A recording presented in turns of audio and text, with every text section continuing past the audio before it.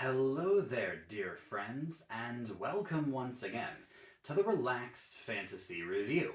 Today, we're going to be continuing our series on feats, those powerful abilities that players can choose when they reach ability score increase levels. This is an extra option that is technically at the DM's discretion, but most games use them. And they are just a big list of abilities that you can add to your character that goes outside the scope of their normal class and subclass and racial features. Today we're going to be talking about the Rogue. Rogues are the stealthy skill experts of D&D with all sorts of tools under their belt and quite a few powerful abilities just baked into the class as it is. So, what could you possibly want from a feat with an already well-balanced class? Well, I've prepared a top 5 list that we're going to be discussing today of my recommendations. But before we get to the list, I'd like to let you know that Relaxed Fantasy Review has memberships for just $1 a month. You can support me here on YouTube. You click the join button just below this video, and you get a little badge next to your name in the comments for joining up, letting folks know that you're a member. You also earn my undying gratitude. Thank you so much for watching and supporting and just enjoying the content. So rogues. Rogues are technically they're a martial class because they don't have spellcasting inherently. And one of the easiest way to boost up a rogue is to give it spellcasting. Now you could be an arcane trickster, that's one way to do it, but there is a simpler way. Take the feat Shadow Touched. Shadow Touched is a Tasha's feat that, first of all, gives you a bump to one of your mental ability scores, intelligence, wisdom, or charisma. As a rogue, you can take your pick, really, of which one you like best. I'd say probably I'd go with charisma if I wasn't a spellcasting rogue, and then intelligence if I was an arcane trickster, because that's what they use. But the other thing it gives you is it gives you a pair of spells that you can cast once per day for free. It gives you the invisibility spell, so that's awesome. For an hour long, you get to be invisible, which makes you the expert at infiltration. And then you get to choose a first level spell that is either illusion or necromancy. Personally, I think that a spell like Disguise Self works amazing with rogues. Sure, they could have proficiency in the Disguise Kit, but that takes time. The Disguise Self spell, once per day, you can just make yourself look like another person. Doesn't even take concentration.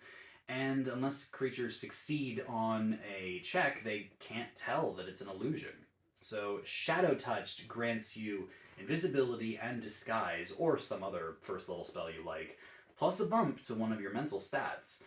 And if you are an arcane trickster, this is still a good one to take, because it's 2 more spells in your book that you can use with your spell slots. You get the free casting, and then you can cast them like normal with any spell slots you've got that can do that. It's a win all around, no matter who you are. But another thing that rogues, even arcane tricksters, suffer is that they need to be able to have spell slots to cast their spells. Enter this feat, Ritual Caster. This grants the character a book of ritual spells. They can choose a class. I recommend the Wizard class because it has the biggest list of options. But more importantly, because you can grab the ritual spell, Find Familiar. This is a spell that is worth taking a feat to get by itself. Find Familiar is a ritual, so you don't need a spell slot to cast it. You just need an extra 10 minutes on top of the casting time. And it allows you to summon a familiar.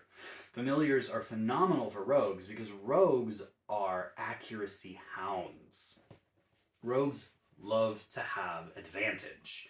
They want advantage on their attacks because it triggers their sneak attack, their big damage buff. And they don't have multiple attacks per turn, at least most rogues don't. So having the ability to gain advantage on the singular attack that you want is absolutely pivotal, giving you sneak attack anyway, and making sure that you don't miss.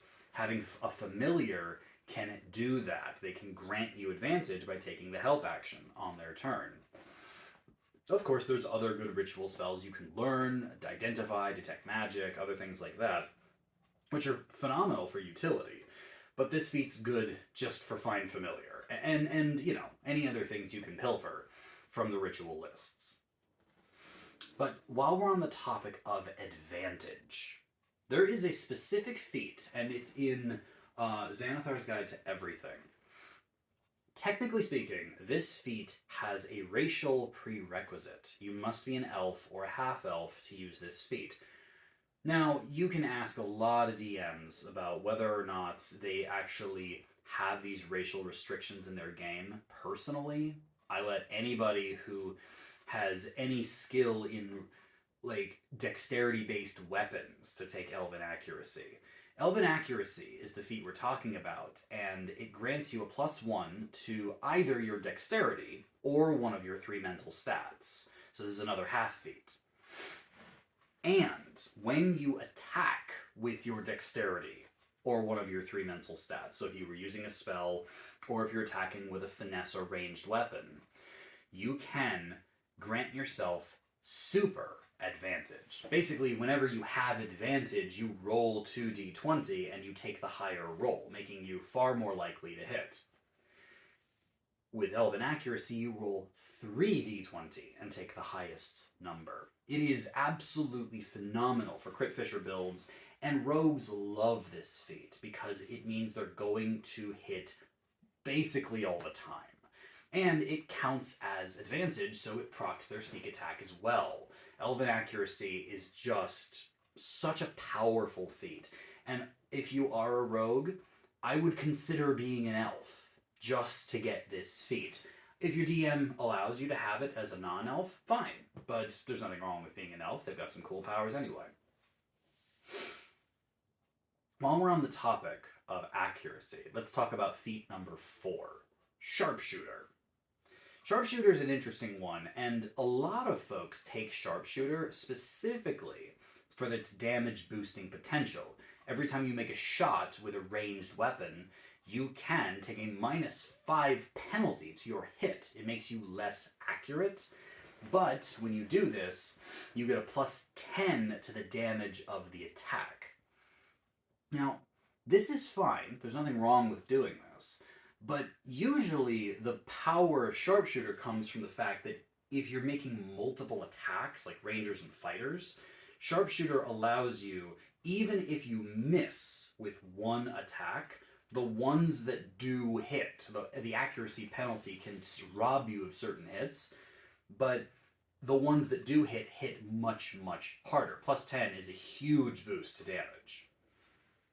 Rogues don't care about this feature as much. Obviously, if you are using Elvin Accuracy, you probably could take the -5 and it wouldn't really hurt you. But the reason we're here is actually for range and accuracy. See, you don't have to take the -5 penalty. That's a choice. The other 2 features of this feat are 1, creatures behind 1/2 and 3/4 cover don't get any sort of defensive boost. You can still hit them just as easily, unless they're behind full cover. And you can shoot your weapons, your ranged weapons, to their maximum range without disadvantage. See, shooting something like a bow has a normal range, where you can attack like normal, and a long range, where you can still attack, in theory, but you have to do so with disadvantage. It's just making a long shot. The Sharpshooter feat says you can shoot up to the maximum range without disadvantage, no problem. So with a longbow, for example, a rogue could snipe someone from 600 feet away and still be benefiting from advantage, Elvin Accuracy advantage, and sneak attack. Sharpshooter enables this. So, you've got Shadow Touched for invisibility, Ritual Caster for Find Familiar, Elvin Accuracy for triple advantage, Sharpshooter for long-range shots. This is all about enhancing what the rogue can already do. And there's one more feat that I think is a sleeper hit for the rogue. Skulker. Skulker is one of those feats that most people think is a little bit meh, because the powers that be don't think that, because it doesn't really boost any damages. It doesn't make you more powerful per se. It's a stealth-based feat. First of all, Skulker says that you can try to hide when only lightly obscured, versus normally you have to be behind cover or heavily obscured to do so. Heavy obscurement is something like a fog cloud, or, so much thick foliage that you really can't see through it, or obviously just a solid object that you can hide behind. Rogues, with their cunning action feature, can hide as a bonus action. Hiding is a tricky thing in D&D. You can't hide in plain sight. It's just not a thing you can do. If you are standing in the middle of a well-lit room, you could have an expertise and a minimum stealth roll of 30. It doesn't matter. You can't just disappear unless you're invisible. But light obscurement is a lot more common. Gentle fog, regular foliage, even shadows count as light obscurement. And this means that you don't have to, as long as you're not standing in the middle of a brightly lit room, being lightly obscured allows you to hide. That's really big.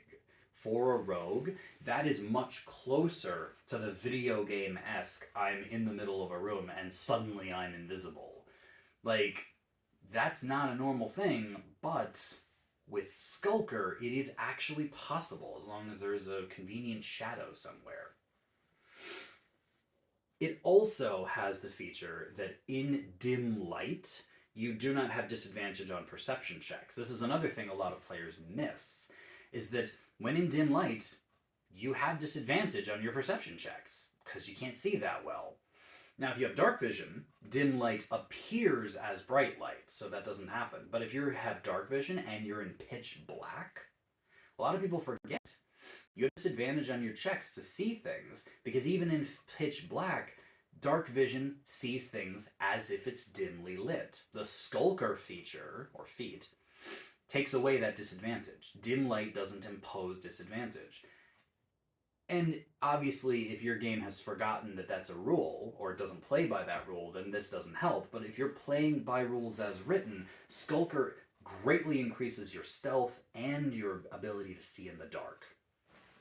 And then finally, and this is really important for a rogue, when you're hidden, if you attack someone, the normal rules say that if you attack someone, you are exposed. They know you're there, whether you hit them or not.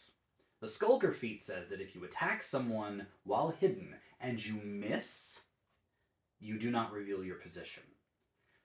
Being hidden when you attack grants you advantage. This is important for a rogue for sneak attack. There's nothing worse than hiding behind cover, popping out to fire a shot, missing, and then they know where you are, and you have to again succeed on a stealth check, which, to be fair, rogues can do as a bonus action.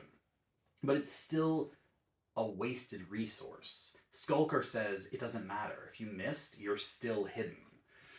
All of these together, it feels like this was built for rogues. It really feels like this is exactly what a rogue wants. To see better, to sneak easier, and to attack from the shadows with more efficiency. Win, win, and win. The Skulker feat's amazing for rogues. All of these feats are, whether you are turning invisible with Shadow Touched, tripling your advantage with Elvin Accuracy, or just shooting from a ridiculous range with Sharpshooter, all of these feats work well for rogues, and I'd recommend anyone playing a rogue consider these as potential ways to boost your game. This has been the Relaxed Fantasy Review. If you enjoyed the video, please like and subscribe down below. Have a look for the join button down there, and keep your eyes peeled for more feat reviews coming down the line soon. Have a good one, my friends.